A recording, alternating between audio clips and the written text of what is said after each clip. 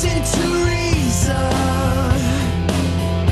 Will you open your eyes?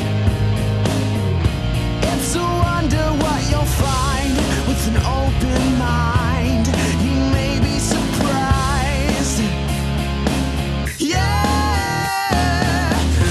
gotta get away from this illusion for the sake of the world. This delusion, it's gotta go. Yeah.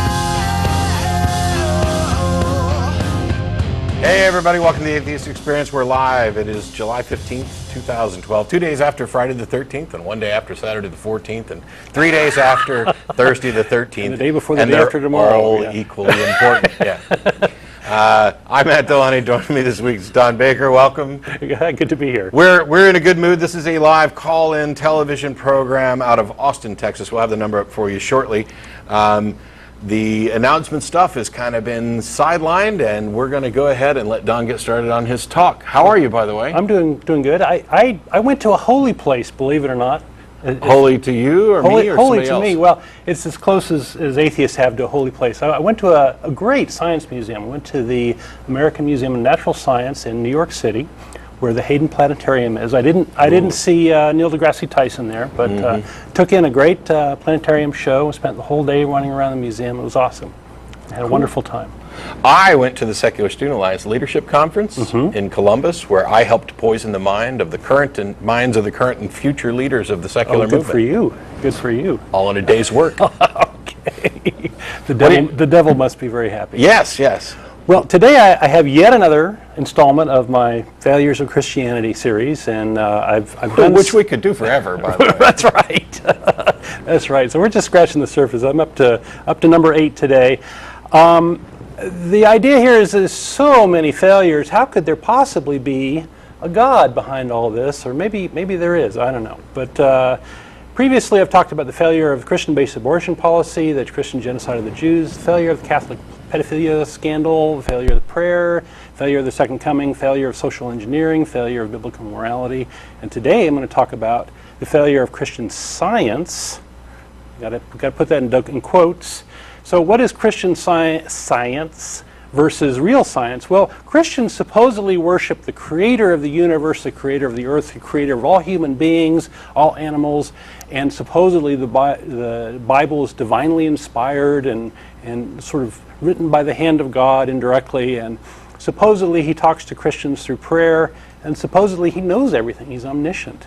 So you would think that there'd be all sorts of interesting facts about the way the world works in the Bible, and believers would know all these things, and there'd be all sorts of special insights there, but that's just not the case. What qualifies as science in the Bible would fit on about 4 pages. Comments about the nature of reality, and what is there is almost completely wrong. So it's pretty abysmal. Christians like to use this word science and grab on the coattails of science and use the word creation science and these sorts of things, and try to make it sciencey and make it all better, and it's really just marketing. So often there's a sort of an attempt to steal the work of other people, or steal the work for God, steal the credit. So Christians themselves seem to value ignorance. You know, the apple of the tree of knowledge, they shouldn't have eaten that. And they in the past they've burnt books and free thinkers alike. But so I view this competition between real science and Christian science as like watching a horse race.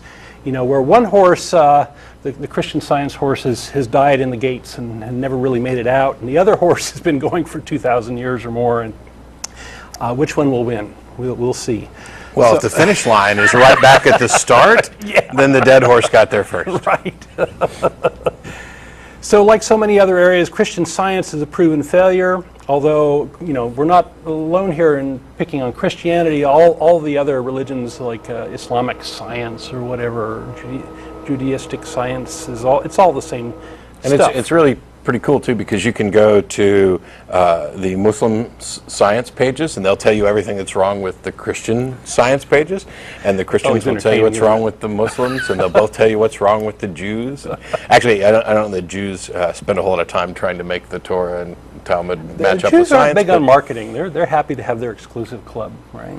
I think the most amusing use of science by Jews is actually using science, real science, in order to find a workaround for all the prohibitions of what they can do on the Sabbath, which is really amusing. Little gadgets to push the button on the elevator so that you're not actually creating fire. Or a phone that's always trying to dial every number and you have it stop, not trial, or stop, or have it, whatever. Anyway, it's confusing. Yeah.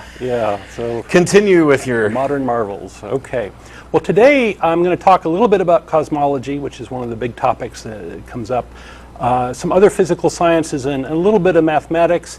Another time, and I'm going to save some of the more meaty stuff for another shows. I'll talk about the failure of creationism at another show, and I'll talk about the failure of Christian medicine in another show. So much fail, there must be a God. Okay, the cosmology, the biblical cosmology is primitively wrong. It's pretty screwed up. There's this notion of a firmament, which is this large dome that separates heaven from the earth. In biblical cosmology, the stars and the sun are fixed to the dome, and this dome rotates around. The earth is at the center, and it's flat. It's got corners, according to the Bible. Hell is somewhere below the earth. Day and night was created before the sun and the earth in Genesis 1:4-5. According to biblical scholars like Ussher, the age of the universe is somewhere between 6,000 and 10,000 years, although they're not quite sure which. And the universe was created by God from nothing, from the void. In actuality, in reality, the Earth is a planet, one of many in the solar system. There is no firmament, no sphere out there. The sun is the center of the solar system, and the sun is a star on the spiral arm of a typical galaxy with billions of stars. The Milky Way is a galaxy of one of billions in the universe. The age of the universe is 13.75 billion years, and the universe was created by natural processes from a singularity, as far as we know. So, lots of wrong here, lots of screwed up cosmology. Aristophanes, back in 2000 BCE, measured the size of the Earth. He knew it was a sphere, and he measured the angle of the axial tilt. So that's pretty impressive. Galileo upset the incorrect church's view using observational astronomy in the 1600s and pointed out the foolishness of the church's position. The church was not too happy about people using telescopes because they thought they were going to look up the skirt of God or something, I don't know. So poor Galileo spent most of the rest of his life under house arrest after that little episode and under fear of being killed. There's a long list of astronomers and others who have expanded and refined our understanding of the universe, and they continue to do so today. So meanwhile, the church and the Bible has contributed nothing, yet they're happy to claim credit. They say God did it or whatever, and there's this notion of the God of the gaps where, you know, if there's something that's not known, well, that's a good place to stick. That's a God-shaped hole to stick God in there, and that explains it. But as we learn more, that gap gets smaller and smaller and smaller, and it's really just an argument from ignorance, really. For other physical sciences, let's talk about lightning, rainbows, and materials. Okay, lightning. The Christian view up until the 18th century was lightning was the wrath of God. God was throwing thunderbolts down like Zeus in the cartoons, but they built churches on hills as shining beacons, and as such they attracted lightning bolts.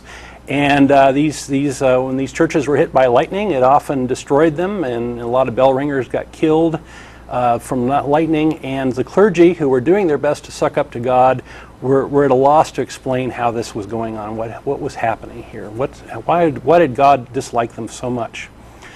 So based on his understanding of electricity, Ben Franklin, who is a deist, solved the problem with his lightning rod and his lightning redirection system in 1749. And today all churches, lo and behold, have lightning bolts or lightning rods, and they claim God is still protecting them. So I find that amusing.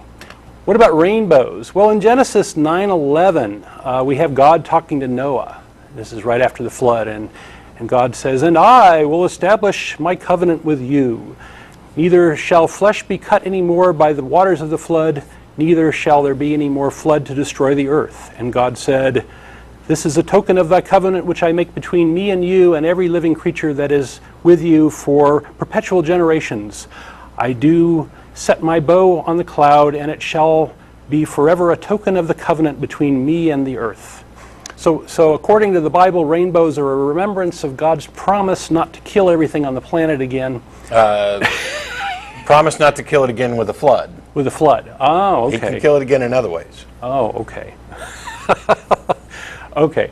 And you can contract this rather silly kind of creepy story with the Feynman lectures on physics, where Richard Feynman explained how and why rainbows appear the way they do, and he worked out the angles and the diffraction of the light and all this good stuff, and there's no psychopathic connotations, and there's a lot of natural beauty, and that's what science has done instead.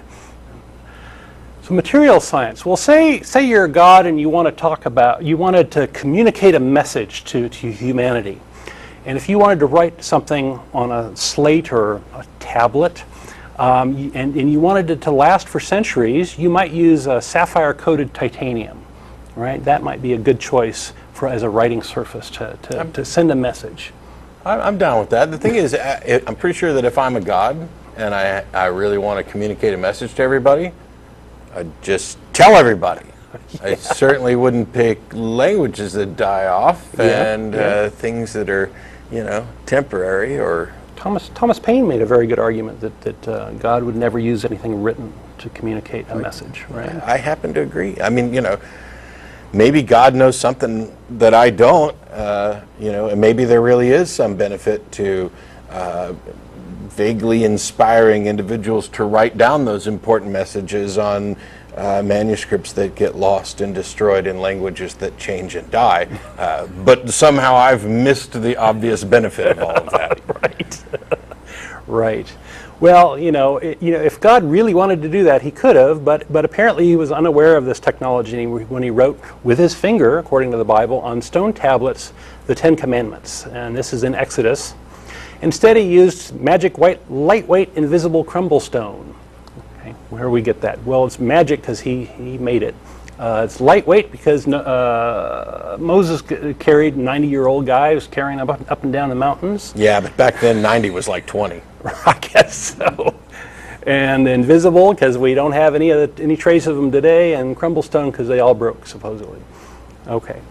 And God seems to have some issues with metal. He hates these molten calves that they make images of little calves that people were worshiping, and he just thinks that's really awful. And this is one of your favorites in Judges 1:19. And the Lord was with Judah, and he drave out the inhabitants of the mountain, but he could not drive out the inhabitants of the valley because they had chariots of iron. Spooky. Okay. So most likely the mythology surrounding the stone tablets was a coveting of some other stone tablets somewhere else, the Code of Hammurabi, dating to 1772 BCE, that are currently exist for real, unlike the stone tablets of Jewish law. These are housed in the Louvre Museum in Paris. I've seen them. Although to be fair, yeah. The second set of stone tablets are supposedly still exist, hidden away in the Ark, which supposedly still exists in a location that only the devout are aware of. Nice open format there, God. And Indiana Jones too, right? Yes. Okay. Yeah. So, it's this whole story about the Ten Commandments strikes me as like, well, why bother with creating all this stone and stuff when you can just make up a cock and bull story and get people to believe you, right? And just make sure your story has a little clause that makes sure that things disappear at the end. So when you say cock and bull story, since they made a bull, the first part of it's the cock part, right? I guess so. The stuff that comes from God is the cock? Right, right. And isn't it ironic that Marduk the god of the Babylonians, I think it was apparently more powerful than the god of Christianity, and he was able to leave a lasting legacy of his laws without any debate about what the laws say. Let's talk a little bit about mathematics. In the Bible, no. 1 King, you don't like this one, do you? It's all right. In the Bible, 1 Kings 7:23, and he, who is Solomon, made a molten sea 10 cubits from one brim to the other. It was round all about, and its height was 5 cubits, and the line of 30 cubits did encompass it round about. And this is also repeated in the 2 Chronicles chapter 4. So this is a biblical value of pi. No, they put it at 3, and you don't like it's this. not. No, it's not a biblical value of pi. It's Okay. he made something that was round, not necessarily perfectly circular, and it was 10 feet across and 10 cubits across and 30 cubits around, and that's pretty doggone close, and nobody's saying that this is pi. There's so many good things to rip the Bible on. To kind of do this twisting thing for pi, Well, if God had been, able to... But this wasn't God, this was Solomon. Yeah, but this is in the Bible. God inspired the Bible, right? He evidently didn't inspire Solomon to make a circle. Okay. Anyway, so... Slavery, done. In reality, pi is an irrational number. It has an infinite decimal expansion, and that's a pretty interesting thing about the number, but they didn't know that. A more serious thing is there is a thing called the Archimedes palimpsest. And who was Archimedes? Well, he was this brilliant mathematician, Greek physicist and engineer who lived in the 3rd century BCE. A palimpsest is a manuscript that is overwritten, where they've kept the underlying paper or papyrus or in this case parchment, and they scrape off the ink and they overwrite it because that parchment might be expensive or something. So this palimpsest contained several rare and unique books from Archimedes, and in the book titled The Method of Mechanical Theorems, he created some of the methods that are involved in integral calculus. So Christians, when they got a hold of this thing, this book from Archimedes, or this copy of a manuscript from Archimedes, they said, "Hey, we got some parchment here. Let's scrape off all the ink and let's reuse this for a liturgical text, which is basically a service for how to get the gullible to give money, that sort of thing." So these methods, unfortunately, were lost until the 17th century, which is almost 2,000 years later. So anyway, I think this is one of the sad episodes of Christian contributions. So they clearly valued the wrong thing, and they were too ignorant to know what a priceless artifact that they had and nearly destroyed. Fortunately, this got in the hands of a collector who recognized its value, and they were able to, through a lot of science, figure out what it really said and what it really had there, and it's quite an amazing artifact. That's a good thing to do, though, is that there shouldn't be a need to write down like what God wants, because you could just pray about it and find out. But we can't pray to Archimedes and have him tell us what he originally wrote. Mm-hmm. So why don't we leave that stuff alone? Right. It seems like a good idea to let God communicate via prayer, right? Except prayers, nothing fails like prayer, right? So there's nothing in the Bible about zero, negative numbers, real numbers, complex numbers, or different types of infinities. Nothing in there about algebra, trigonometry, calculus, differential equations, logic, probability, anything you'd learn in high school or college. Nothing of that sort of thing. So there's nothing in the Bible that would lead anybody to think they knew anything about mathematics. And so Bible-based science is exactly what you'd expect from Bronze Age goat herders. Pretty much that's what's there. Real science is the culmination of centuries of observations, hypotheses, testing, confirmation, and shared reasoning done by vast numbers of very dedicated people who have worked very hard. And that's what I really enjoy about the science museums, is you go there and you see this huge amount of knowledge and this huge amount of disparate things brought together in a way that's understandable and makes sense. and is comprehensible, and you get to go learn about it. You know, you can learn more in 15 minutes at a good science museum than you can lifetime reading the Bible. So where church and the Bible have made testable predictions that were not common knowledge at the time, they have singularly failed. There's lots of failures there, and the wonder-working power of God is only just the power to con the gullible. So Christian Science is a miserable failure, and I'll continue in this theme in the next couple of weeks, couple times I'm on. Cool. Also, for those of you who are, desperate to call in, and the number's up. We've got full lines, which we'll get to in just a second, to say, yes, but the Bible got this part of science right. There are some examples of things that the Bible got right. I don't care. They didn't inform anybody or educate anybody, and they weren't, you know how we found out those things were right? We found out by actually doing science. Mm-hmm. So the fact that, you could make a list of things and hunches and guesstimates and whatever, and the fact that somebody got something right. The other thing is, some of those that they're claiming, they learned about something from science, and then they went back to the Bible and scanned through it like crazy, and then they find something, a passage that's about something else or is poetry, and said, if I read it like this, yeah, there's a lot of that. It actually, a lot of spin and stealing credit. Yep. It tells all about the Higgs boson right there in Isaiah. How did we miss that? I don't know how we missed it. Yep. All right. So we've got a full set of phone lines are full, and seriously? Yeah. We'll start with David in Fort Lauderdale. Thanks for waiting. Hello, can you guys hear me? We can hear you. Hey, how you guys doing? I'd like to thank you guys for taking your time out of the week to do this show. Well, thanks. And I have a shower radio, so I hear your show every morning. Okay. So now you have a picture of me naked. I like to start with what I want to say. I'm an atheist working for a nonprofit Christian organization. Mm-hmm. I started working here a year ago, and I was questioning when I got hired, so I didn't really know what I believed in.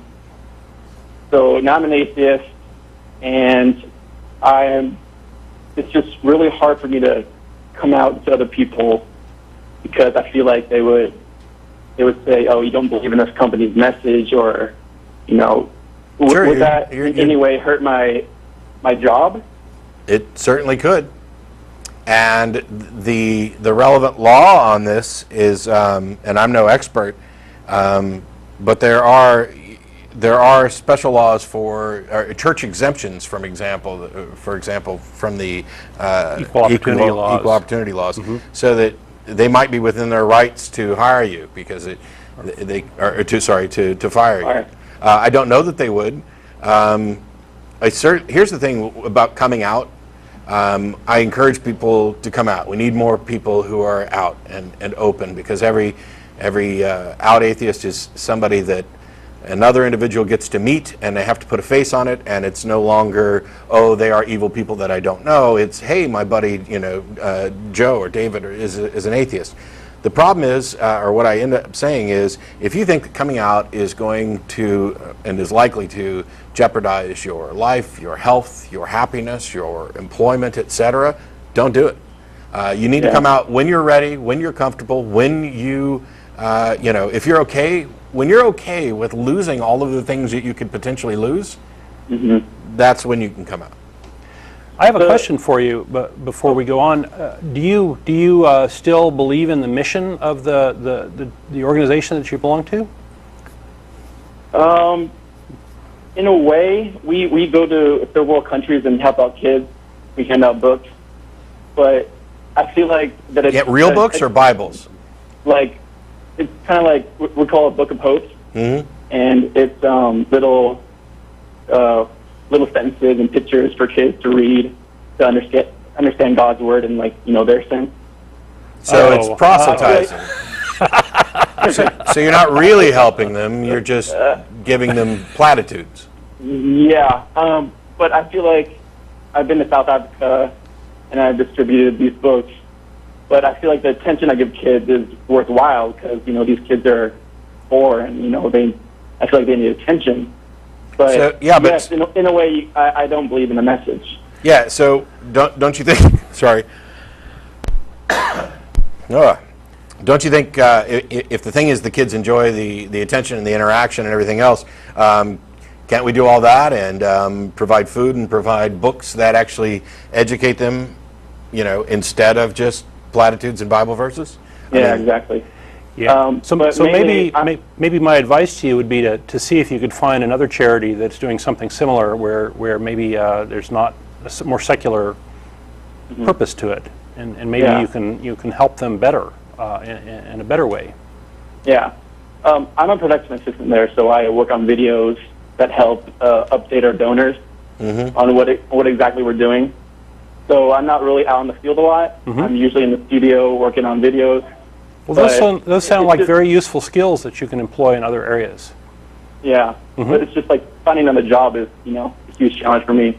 But I should start getting on that. I can fully understand that it's difficult to find a job. Hey, you know, at least you can take some pleasure in that some of the money is going to fund your godless heathen activities outside of work. But it's certainly the type of thing, you know, you have to make the decision for yourself. Yeah, it's not work I can do. I've rooted myself in the Christian community here. I have 4 Christian roommates. You know, everybody that I hang out with is Christian, and I feel like that seeps into my relationships. You know, like when I tell, you know, girls that I'm an atheist, they're completely turned off by it, and they want like a word with me. They don't, you know, they don't want to talk to me anymore. Well, yeah, you get your whole community centered around this, and it makes it very, very difficult to step out. There are atheist communities out there. There are online communities. There are lots of meetups and these sorts of things, and that might be something you ought to look into, maybe discreetly at first, and build some bridges with secular folks or atheists or even folks that are not religious and that are doing other things, right? Other interests, because you got to have some social support in your life, and if it's all coming from one place, then it's kind of like having all your eggs in one basket, right? Exactly. Yeah, you could very well find yourself in a position not unlike those of members of the Clergy Project. You know, ministers who are still doing this work but don't believe. You're involved in an organization that you don't believe in, and it seems that your entire social community is made up of these people, which means you're constantly at risk of losing everything. And so, you know, branch out slowly. Find some secular friends to interact with, some organizations. You know, look for another job. Yeah, I mean, it's certainly. I mean, you know, we're trying not to come down and say, "Gosh, you're doing evil work. Why haven't you stopped it yet?" No, it's you know, see what you can do. You know, sometimes you take the job you can get, and it's easy to get comfortable. Yeah. So. But in a way, I'm comfortable working right now because I'm not really out on the field doing that kind of stuff. Just doing videos, what I love to do. You know, I love, you know, going on my computer and editing videos. Sure. But like every once in a while, we have like day of prayers where we all get in a circle and we pray and it's just praying for. We have like a huge cancer, you know, sickness list, cancer. And it's just like it's so hard not to keep a straight face and not to. Yeah. Everybody prays, and I'm the only one that has his head up. You know, it's just. It's really hard. You know, it's hard. So, yeah, I think actually, it's kind of a joke. I think it's proof that there is a God, because when you work for a corporation and you have lots and lots of meetings, you don't tend to get a lot of stuff done. And churches not only have meetings, but then they spend extra time praying too. So I'm wondering how they get any work done, which clearly it's a miracle and therefore God. But well, I was going to say, let that discomfort motivate you to find some other friends and other job situation if you can. Yep. I hope it all works out for you. Thanks for calling, David. Thank you. Take care. We've got, what kind of mood you in? Go for it. Matt in Oslo, Hey. Norway, supposedly. Hello there. Hello. Matt again. You know who I am, right? We've been emailing, right? Yeah, well, I guess so. I mean, I have no evidence that the person on the phone's the same one that's been sending me emails, but sure, I'll go with it. Yeah, and I got you on the hook once again, and you're not going to slip off this time like you always do somehow. You want to bet? Yeah, sure. Okay. 'Cause Evan in Littleton, Colorado, how are you? Hola, this is the cleaning lady. Oh, sorry, what? Am I on? You're on. Fantastic. What you got How for you us doing, today? guys? Hello? Hello? Hello, can you hear me? Yes. Excellent. How are you guys doing today? Pretty good. How are you? Oh, I'm okay. I'm definitely tired. Got a new job recently. I took some notes for you here. First question, remember those Oreos that you guys were eating a couple weeks ago and you said it was like special cream on the inside? Yes. Well, given the nature of your show, how it's all about logical fallacies and so forth, are you sure that was special cream? You sure it wasn't maybe syllogism? You really called for this? Because we only have 28 minutes left in the show. All right. Well, you guys have been really wonderful in educating me on all this stuff because I never took a rhetoric class, so I can understand better how people are screwing up their arguments, how they're trying to maybe intentionally, maybe not, but definitely mislead you. And I've come up with a fallacy that I'm not sure it has an official name or not, but it's a reference back to the original Jurassic Park movie when Jeff Goldblum's character Ian Malcolm says that the scientists were so preoccupied with whether or not they could, they didn't stop to think as they should. Is there like an official fallacy name for something like that? I don't even know that it's a fallacy. You're talking about two different things. Well, I'm talking about the sort of when people say, well, just because we can do something, that means we should do something. Like, well, that would be a fallacy. Like the people who say that we have weapons, therefore we ought to use them, right? Yeah, I don't know too much about people actually making that argument or what fallacy it might be. Okay. Just a general non sequitur. Okay, well, okay, non sequitur, gotcha. All right. Let me ask you this. The part about the where Jesus is saying that you can pick up snakes and not be harmed, and you can drink poison and all that. Sure. Is he talking about any snake, or is he talking about, like, just non-venomous snakes? Does it make some specification like that? Because there are people who are picking up venomous ones, and I'm not sure that the Bible's that specific, is it? It is. It is? Venomous snakes. Not be harmed. Yes, Matthew 16, 9 through 20, that last section, which is largely considered to be a forgery, is this place where it says they can drink any poisonous thing and they can handle venomous serpents, etc. Mm-hmm. So, in your opinion, you don't think people should be doing that sort of thing? Because I'm certainly concerned that venomous snakes, if you pick those things up and you don't know what you're doing, it's, That's correct. and there's a lot of ministers who who bite me all the time, so. Yeah, there's a lot of ministers who've gotten bitten and died from that, and the flocks just keep coming because it's a good show, I guess. I hope so. It doesn't sound like a good show with me on it. I'm sorry about that. Let me ask you this: was it Matt who came up with like the Captain Kirk test for the Bible? Like, if Jesus Russell says something, does it also make sense if Captain Kirk says it? Russell. That was Russell. Again, I've come up with an equivalent, the desert island test. If this is supposed to be the Word of God and it's talking directly to you, then you don't need anybody else to help you interpret it, right? So if you're on a desert island with, say, nothing but a dictionary in case you didn't get the vocabulary, you didn't know what a word meant, shouldn't that be enough? So if you're reading a page that says that God called in a bear to kill 42 children, it really means that, and it doesn't mean that, there's some metaphorical interpretation of that where he didn't really kill them or somehow they deserved it. No, he really was that much of an asshole. Now, you see you're cheating here because you're taking away the ability of the preacher's ability to spin the verses the way they want it, right? Cheating for whom? Cheating for the preachers or cheating for the people who are seeking reality? Well, there is the idea, and while it was more prevalent in early Christianity than it is now in modern, and that is this idea that this information isn't meant for everybody, that there are secret teachings, and that you can only understand it, not with the guidance of a preacher, by the way, that's not in there, but by the guidance of God. The Holy Spirit will reveal to you what this passage actually means. The curious thing is that the Holy Spirit evidently reveals different things to different people for the same passage, which is how you ended up with over 1,000 denominations that all call themselves Christian. Right, yeah, and as you guys say, with the scientific method, you tend to get convergence, not divergence of thought. That's right.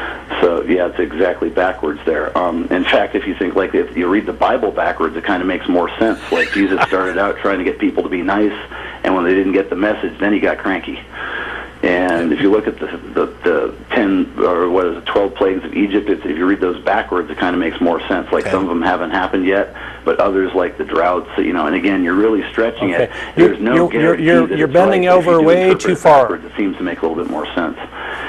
You're bending over way too far. Like, I can interpret it like the Whore of Babylon is actually my friend Juanita that I used to work with at a tobacco shop, because if you research the etymology of the word whore, it didn't mean prostitute when the Bible was written. It meant a person who was a woman who is generally of nice disposition, she's friendly, and she's not a housewife. She works for a living.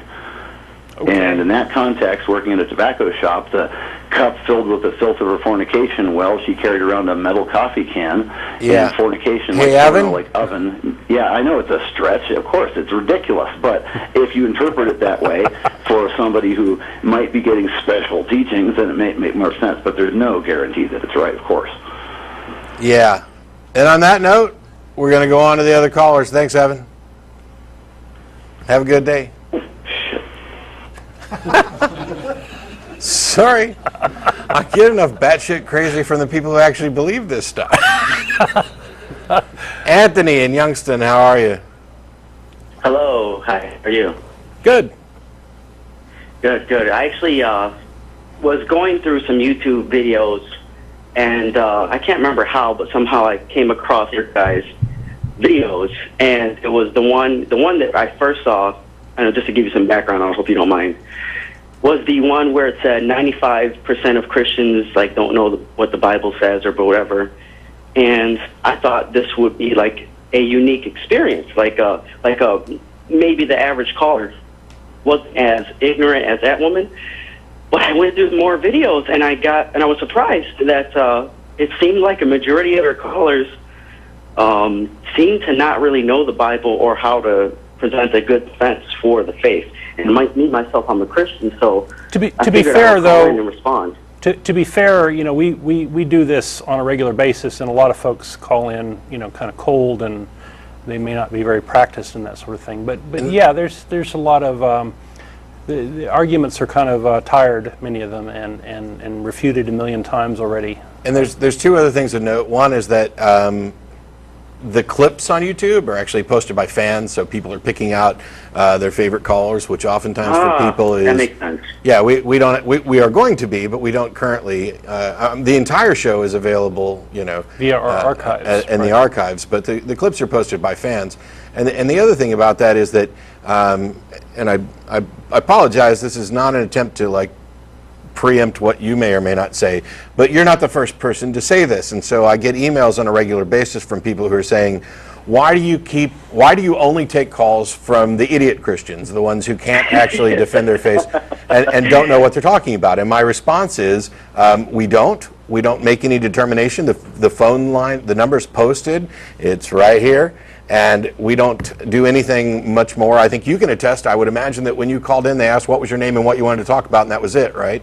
Yeah. Actually, that was a refresher, and I got through fine. And I mean, you gave a good explanation of why that would occur. Why you only. But here's the deal. Here's the deal. When I answer those people, I say, look, you're welcome to call in yourself. Most of them bow out because they don't find themselves particularly good representatives, which makes me confused as to how they were able to determine that somebody else wasn't. But I also say you can have your minister call in, you can have your favorite apologist call in, and the thing is, when they do, we get the same complaints about those people who called in. So, you know, Ray Comfort was on for an entire show, and I get email from Christians right afterwards saying, oh yeah, but he's not really, you know, he's not a good apologist. He does this for a living. Right. But, you know, right. and I didn't pick. But anyway, go ahead, Anthony, what do you want? Okay. Well, to give you a view of where I'm coming from and a framework, because there's different flavors of Christianity. I have a Presbyterian background, and I'm like the people who I would consider good apologists would be those of Greg Bunce and Cornelius Van Til, like philosophers like that, and more of the presuppositionalist approach. Are you familiar with that? Yeah. Unfortunately. Unfortunately, I'm very familiar with presuppositionalists, although probably much more with the modern armchair presuppositionalists. But I'll let you continue. Okay, fine. In the beginning of the show, there was a statement made that a general statement may have been meant to be taken literally, or maybe it was just something that's kind of like, don't look too close into this. But you said that I don't think it was you. I think it's the other guy. You're Matt, right? Yeah, I'm Matt, and Don's here with me. Okay, Don. I think it was him, and he was going into science and religion. He was saying that how basically Christianity is kind of anti-knowledge, and like they shut up Galileo, right? And they didn't want to look through the telescope, and gave numerous examples.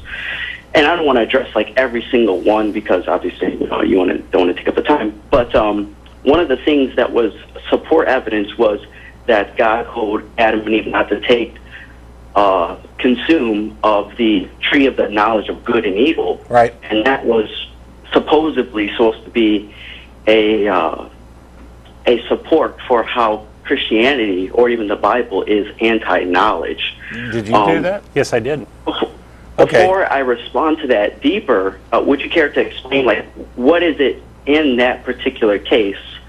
Is it just the word, because the word knowledge is there itself, and it was told not to be consumed? It's clear in the story that they become aware of their nakedness and aware of things, and they become like gods, effectively, which is presumably about knowledge and not necessarily about living forever. Right? No, it's about, but it's specifically, I missed this when he mentioned it, it's specifically about the knowledge of good and evil. They ate the fruit of the tree that gave them an understanding of morality, not general knowledge. So that passage isn't an indictment of general knowledge. Kind of where I was going with that. Basically, I would elaborate a little bit more, but yeah, it was the context. I don't want to say that as a buzzword, but like just use a different word instead, because a lot of people do that. Oh, context. But the situation there was a tree of knowledge of good and evil, and to say that they didn't have knowledge or this was anti-knowledge is kind of skipping over the fact that the tree was a knowledge of good and evil. Yeah, no, I'm with you. Right. Additionally, I don't even think that they didn't have any knowledge of good and evil before they ate the tree as well. I believe that they had a more autonomous knowledge of good and evil after they ate of the tree, because they would know what's good and evil. It's a vague story, and you can read a lot into it if you want. Well, the reason I think you think that is because you've probably spotted the very obvious flaw, is that if they had no knowledge of good and evil prior to eating from that tree, then they couldn't have known that what they were going to do was wrong. That is one way to get there. That's not the way I get there. They were effectively told to obey and be little robots and yeah. But moreover, what I find baffling isn't so much that you have a different belief about what they knew, but that you seem to be saying, you seem to be indicating that you believe that this is a story that actually happened, that there was a literal Adam and Eve Garden of Eden and tree of knowledge of good and evil. Yes. Does the story matter? Well, I do believe that, but I don't see how that's relevant to the initial way that you brought it up. Because regardless of whether it's true or not, it's still in the Bible and it's still in Christianity. And your claim was that Christianity and the Bible is anti-knowledge. You know, there's a lot of messages in Christianity about, go with your emotions, don't think too much, don't go to college because you'll deconvert you, and these sorts of things. And yes, maybe that may not have been the best example, but there's certainly a message that's there. Wouldn't you agree? I would agree, but would you agree that there's also a message that you should educate yourself, that you should pursue those type of endeavors, maybe even on a smaller scale? And that's one of the things that I have against a lot of Christians, people who call themselves Christians, is maybe even on a smaller scale, but it is there. I can actually tell you where it is predominant. Well- within. Okay, Go very ahead. quickly. My thing is, I don't know that we're getting anywhere on this because, as Don has pointed out, the Bible is the big book of multiple choice, and you can pick out verses. For example, I could go to 1 Corinthians and say, for the wisdom of the world is foolishness unto God, which is a testament to not seeking worldly wisdom at all. And also the passage is about not being you're not of this world, even though you're in it, and so that your focus is elsewhere. And when you take these things in light of what churches and religions have done throughout history, okay, they gave us universities, but their purpose in creating universities was to create more scribes to transcribe their holy books. The discovering, there's been two different schools on this. There's been one school that is, let's go out and learn about the universe because we want to learn more about God. And the other school of this is, but the second you learn something that seems to contradict what's in our book, now you're talking about things that aren't true, that shouldn't have been investigated, and we're opposed to those. That's right. There are those two schools of thought out there. Okay. There's a lot of things brought up there. As far as like the different verses, I'm sure you have plenty of verses, and you have like a carpet bombing session where you bring up other verses, and I could do that. But you're bringing up another objection, which is kind of closer to what my point was initially, is that yes, there is ignorance within Christianity. Okay. I acknowledge that, and there is also people who are for education. I agree. And I would say that exists in the atheist versus and the theist world. I've come across atheists. I agree. Who are not hardcore in education and bettering themselves as well as both. So, and here's the thing: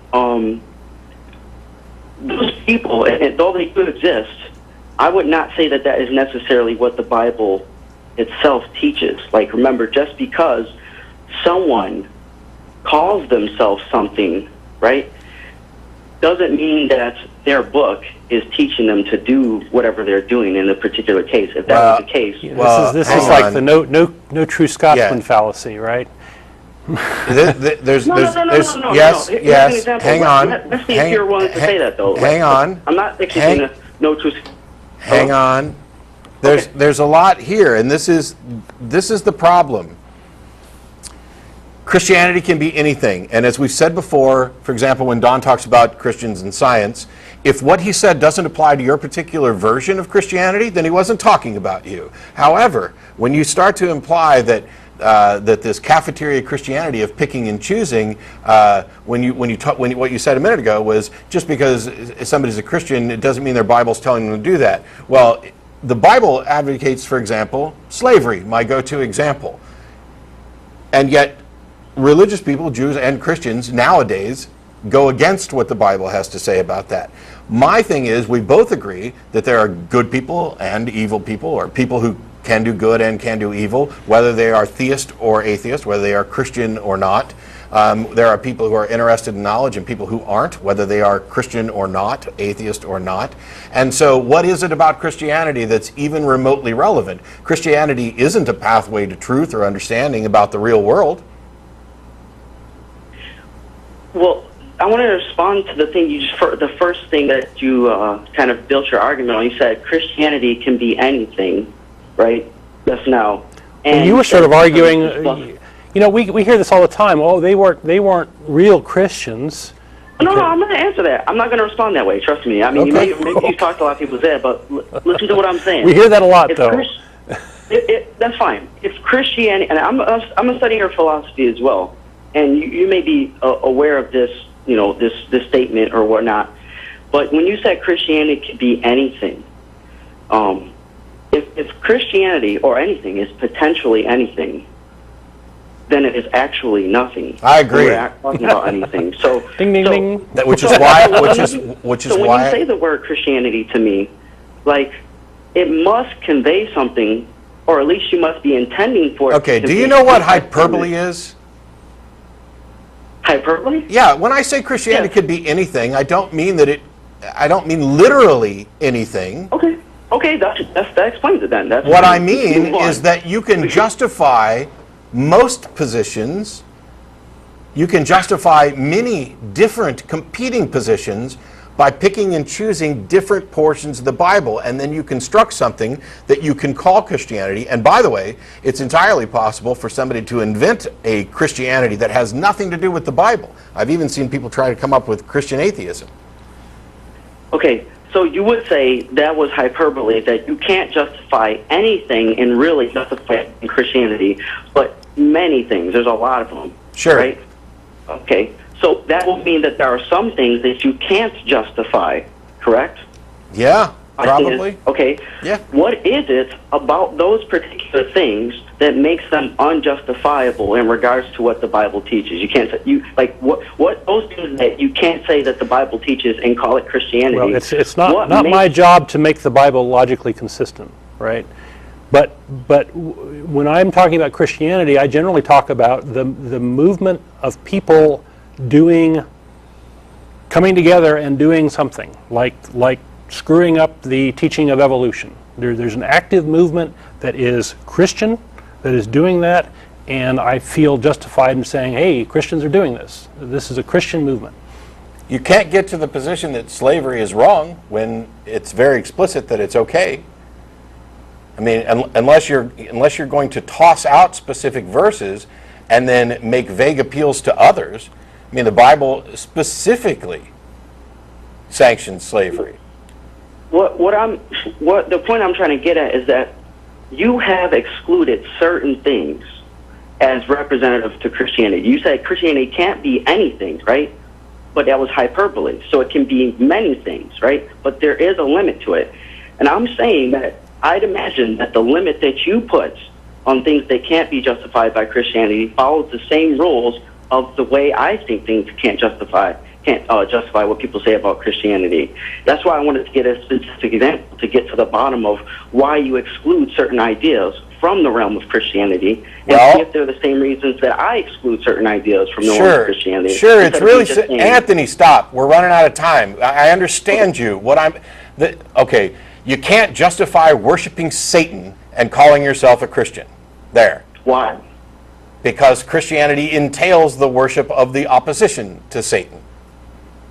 And those 2 points are mutually exclusive. So if you teach something that is contradictory to Christianity, therefore you cannot call it Christianity. Am I understanding that correctly? Yes, to the extent that Christianity can be defined. The problem is there's a lot of vagary going on there, and that's why there's so much flexibility about what can be included. It's such a broad umbrella. That's the point of objection.